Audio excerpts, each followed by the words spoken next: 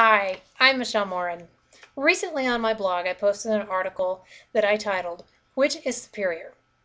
Invasive Fingers or Our Constitution?" The invasive fingers I refer to in the article are those of the Transportation Security Administration, otherwise known as the TSA.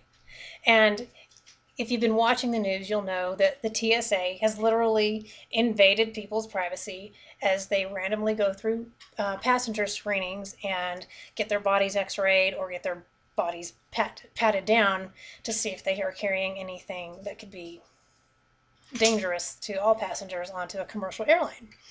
And although it sounds good to be protecting America and Americans, there's a lot more at stake here than just protecting Americans. And in the article, I try to highlight this. And I hope that you will read it because there's a lot of information about how states like Texas and New Hampshire and Utah are starting to push back.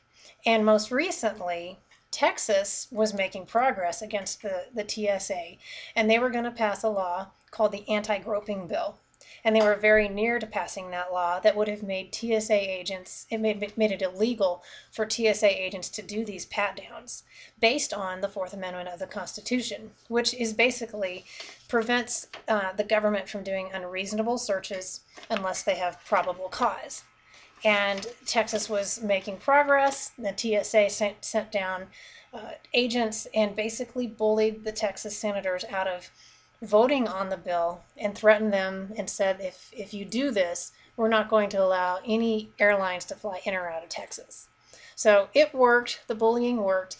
And then the other thing I want to highlight is that the words that the TSA is using to justify itself and to make itself sound constitutional. They have a blog, and in their blog, they ask this question. They say, "What's our take on the Texas House of Representatives voting to ban the current TSA pat-down?" And they say, well, the Supremacy Clause of the U.S. Constitution prevents states from regulating the federal government. And to that I have to ask, really? Because when I go to read Article 6, Clause 2 of the Constitution, it states that the Constitution shall be the supreme law of the land.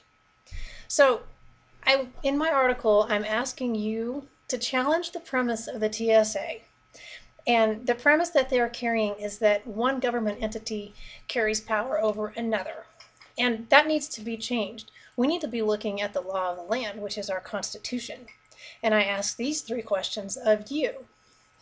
Is the TSA itself constitutional? Are its regulations constitutional? And is the Constitution superior to all levels of government, whether it's federal or all the way down to a city government? And I think when you read the article, you can answer those questions and you can decide for yourself, which is superior, the invasive hands of the TSA or our Constitution?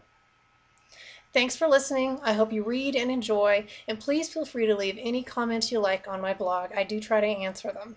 My blog is www.momforfreedom.com. Have a great day.